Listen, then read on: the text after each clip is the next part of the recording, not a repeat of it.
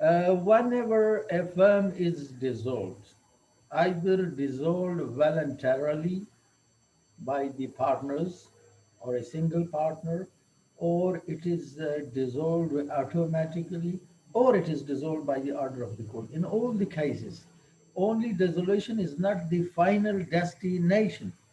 You see, the final destination or the final stage of dissolution.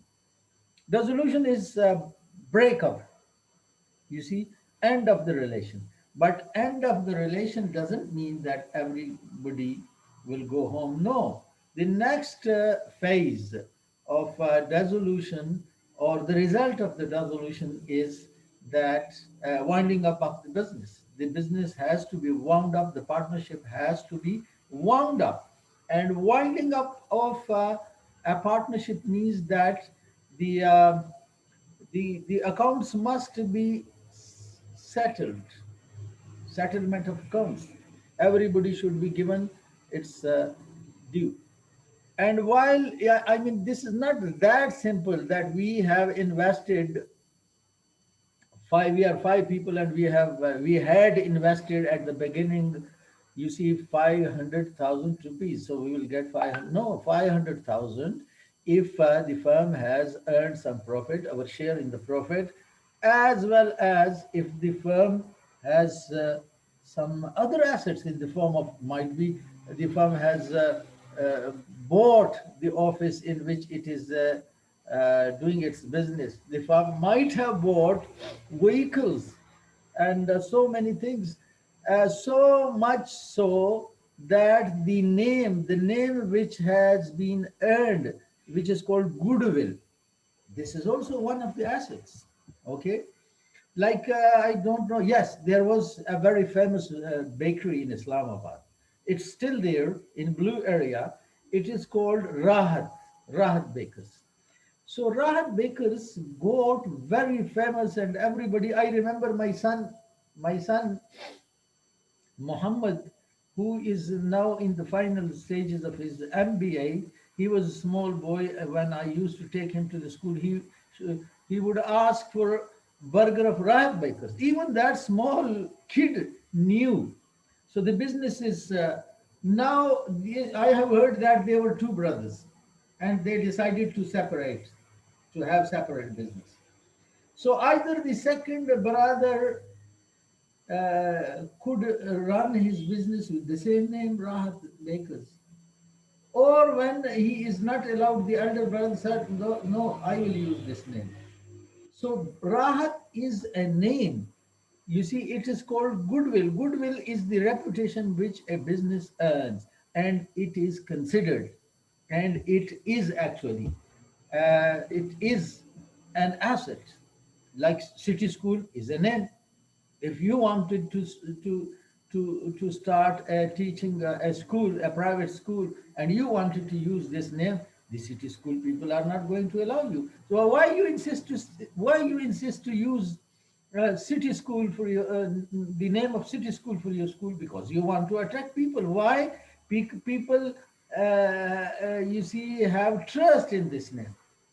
They have trust because of the reputation of, you see, city school. A trust has been gained by the city school. That's why. So what happened? This brother, you see, you see, lived the name Rahat, either for some consideration or without consideration. He was free. Now he has started, about 10 years ago, he started his business of bakers, Tehzeeb Baker. Now, Tehzeeb is, I mean, Tehzeeb, the word Tehzeeb has nothing to do with the bakery items, but he adopted this name. And now this name is many, many times more famous than Rahat Bakers. Now, very few people know Rahat Bakers. Everybody knows. When you say Tehzeeb Baker, everybody knows that. So I mean to say that, you see, whenever a partnership is dissolved, then a lot of you see, activities are involved for settlement of, settlement of the accounts. You see, capital is returned to the partners. If the profit, if the firm was at profit, some profit is then that has to be distributed. Buses, buildings, you see, might be, you see, it was a dairy farm, the buffaloes would be sold, the profit would be, or the proceed of the sale would be distributed among the partners according to their shares, and the goodwill would be sold. Just suppose that we are five people and we are doing a fast food business, so every one of us would be keenly interested in using the name if the province if the you see if the business has gained reputation. Now look, it's a very funny, and sometimes for some people it's very annoying. You see the name Chersi Tikka, you might have heard about it. It's very famous in Peshawar and here too. Look, if you wanted to start a Kadai Ghosh business here in Islamabad, and if you use the name Chersi Tikka, he will sue you in the court of law. He will ask you, he will forbid you through the court not to use that name. Chersi is a very, I mean, silly name, very silly name. But since it has got a reputation is in the business world, that's why everybody would be keen. So if we are going to separate, every one of us would be keen to keep the name with him. But for him, for keeping the name, he would pay the price for that. So goodwill is one of the assets of the firm. I meant to say this. So far as the rights and liabilities of partners are concerned, you see, it starts with section 45.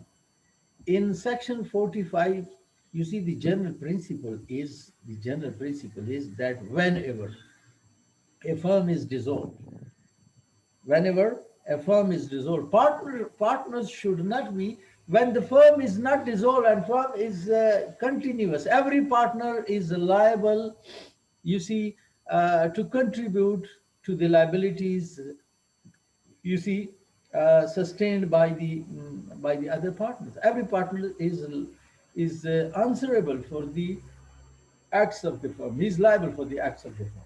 But it is during the continuance of the partnership. If you have bought something and your deal was not good for the partnership, I cannot say that no, I'm not taking part. No, as a partner, I will have to I will have to contribute to the loss if your act has caused some loss. Why? Because if your deal has given the partner, has given the firm a profit, I will not say that this is your personal profit. I'll have a share in the profit. So if I will have a share in the profit in a profitable deal, I must be mentally and according to the contract and according to the provision of Partnership Act 1932, I must be ready and willing to contribute towards the loss as well. But this is during the continuance of the partnership. But once a partnership has been dissolved, the general principle is that none of the partners is liable for the acts of other after dissolution. So no partner is liable for the acts of partners done after dissolution. You see, but Section 45 is exception to this general principle. So the procedure is that whenever a firm is dissolved, then you see if the partners are wise enough, or if they have a wise person as their legal advisor, he must advise them to notify, to give a public notice, to get it published in the newspaper that the firm has been dissolved. If such if such public notice is not given, then the partners would still be liable, you see, for the acts of other partners. You see, even after dissolution, if the public notice is not given. I do not know that the partners, I do not know that Mr. Or I do not know that Rida Tabassum, I know that Rida Tabassum is one of the partners of a partnership of a firm with which I'm dealing. I do not know that a week ago, you see, the partnership has been dissolved. And I make some deal. Either buy or sell from Rida Tabassum, okay, and I don't know that the firm has been dissolved. Then, if it is, Rida is liable.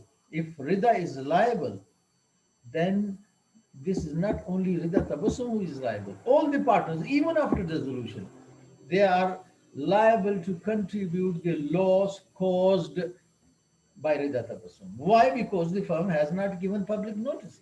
That's why public notice has to be given of dissolution of the firm. Otherwise, you see, if this public notice is not given, the partners would be liable for the acts of other partners even after dissolution.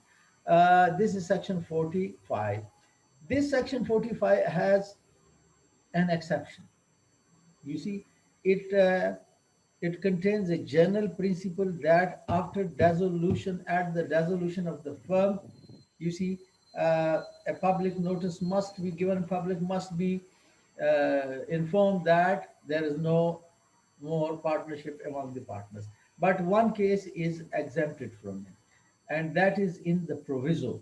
You see, if you look to the second part of the section 45, it has a proviso. This is called proviso. Provided that the estate of a partner who dies or who is adjudicated as an insolvent, or of a partner who, not having been known to the persons dealing with the firm to be a partner, retires from the firm, is not liable under this section.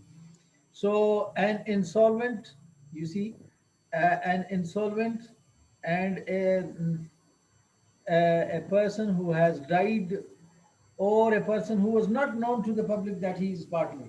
In those cases, they are not bound to give public notice, provided that the estate of a partner, because deceased partner, you see, he cannot give notice. His legal heirs must give legal notice. So his estate or his property would not be liable for that. Neither he nor a person who has been adjudicated as an insolvent.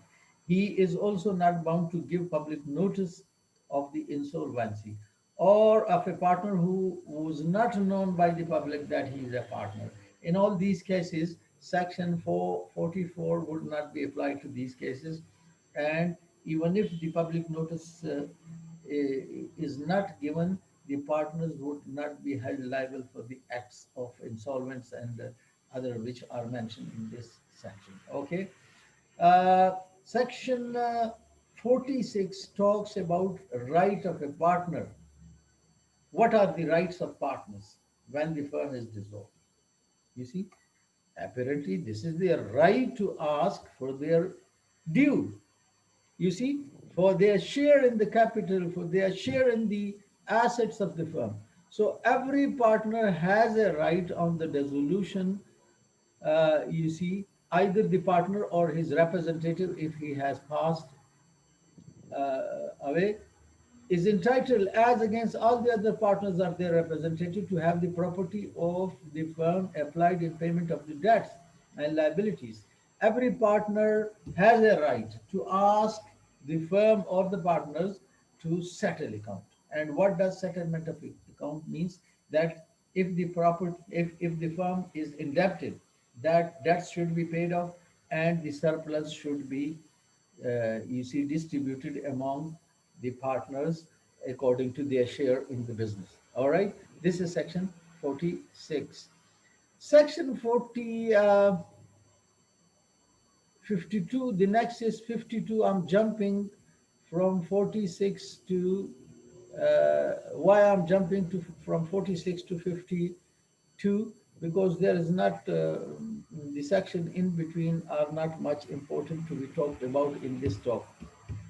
Section 42 is giving to the partners or to the firm a format for settlement of account. I mean, this is the responsibility of, this is the responsibility of the partners to settle their account, to pay off the debt of the firm, you see, to sell the assets of the firm, and then collect all the monies which they have received from the proceeds of the sale, and all that. and to distribute it according to the shares of the profit. But Section 52 provides a format, a procedure for settlement of account. It says that first of all, you see, what should be done with the money got uh, from the sale. Oh, no, no, no, no. Section 52 is talking about something else.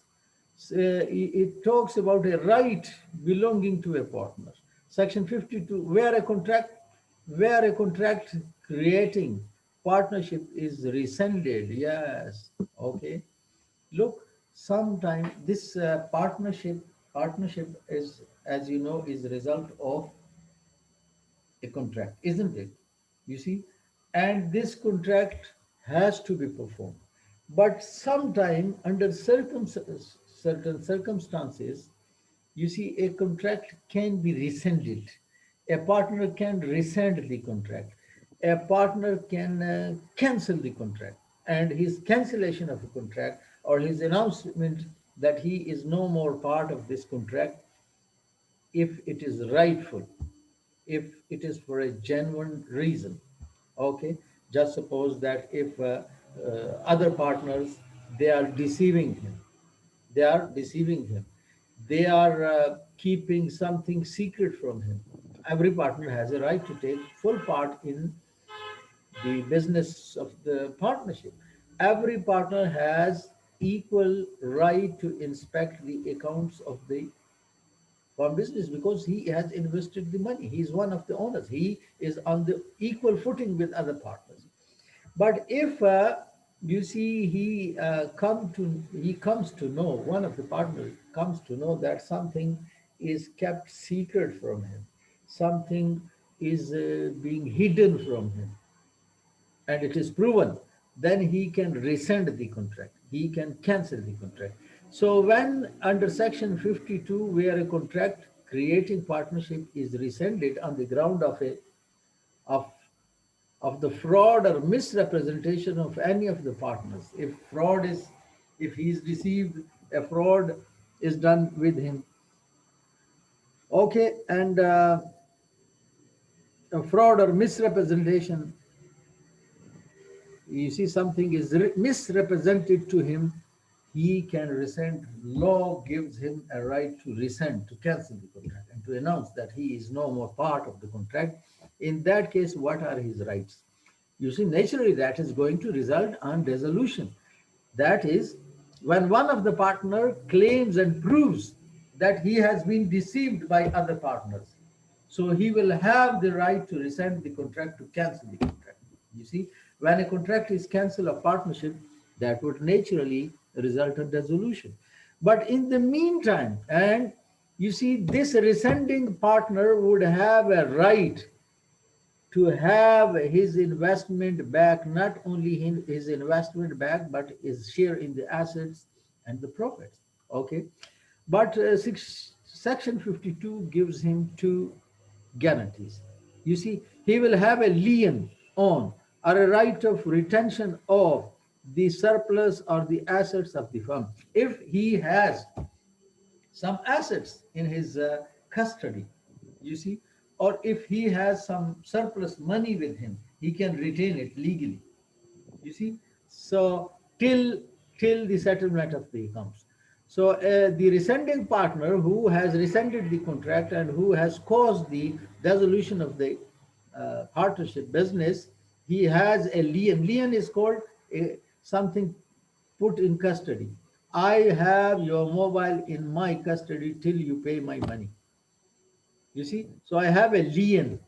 I have sold you something, you are not paying me, your mobile is with me. I say I'm not going to return your mobile to you till you pay me my due.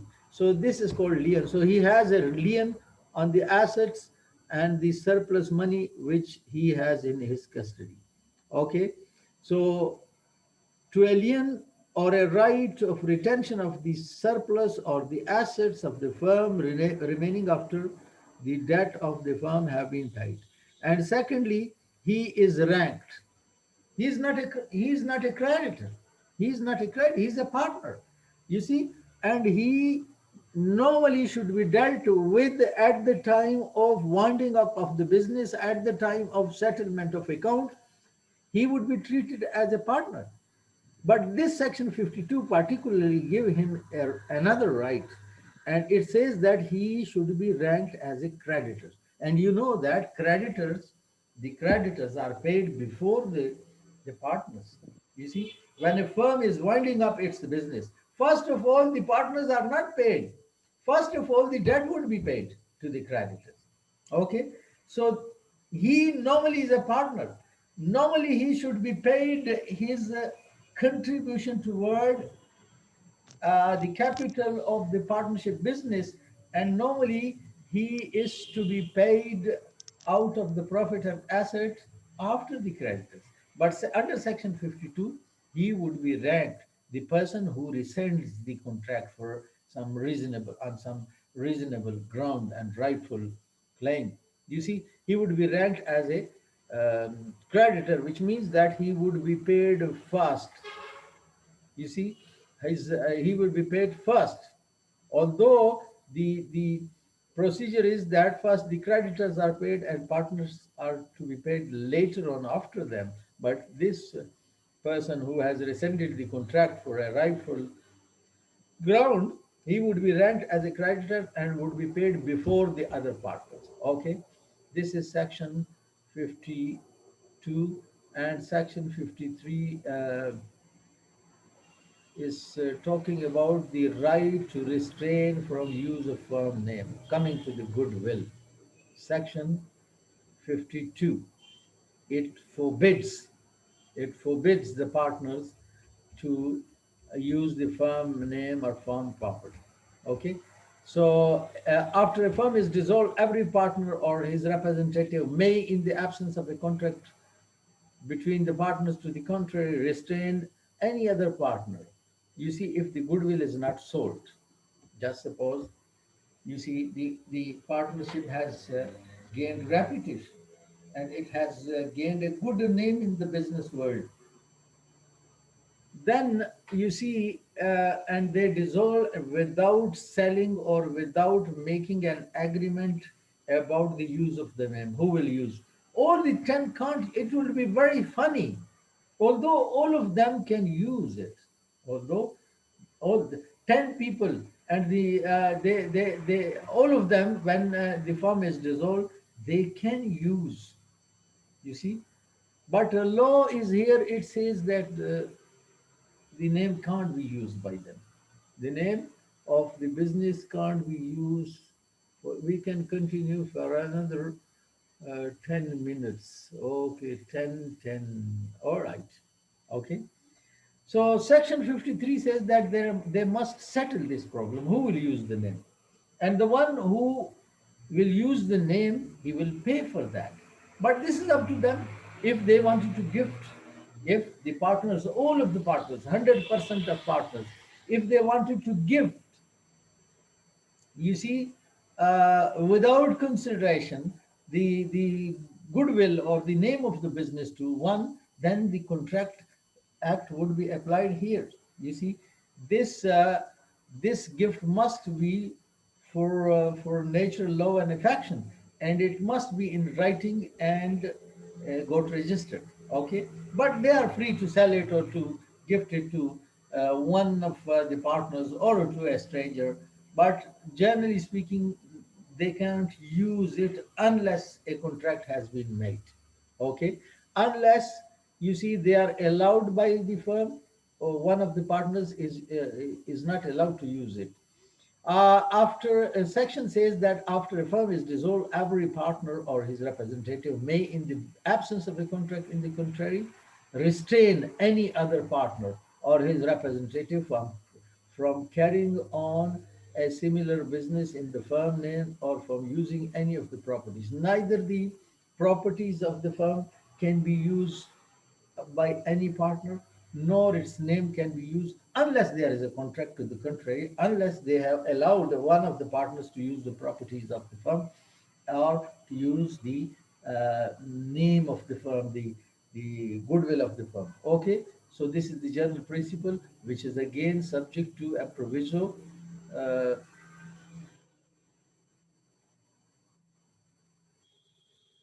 Muhammad Ashir. Muhammad Ashir, you are too late.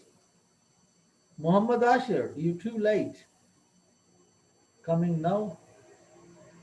Oh, it's very difficult to keep a close eye on the door, who is coming and who is going back. This is one of the problems which the teacher come across while they are teaching online. Anyways, you see, firm name can't be used, firm property can't be used after dissolution of the firm. You see, provided that where any partner or his representative has bought the goodwill of the group.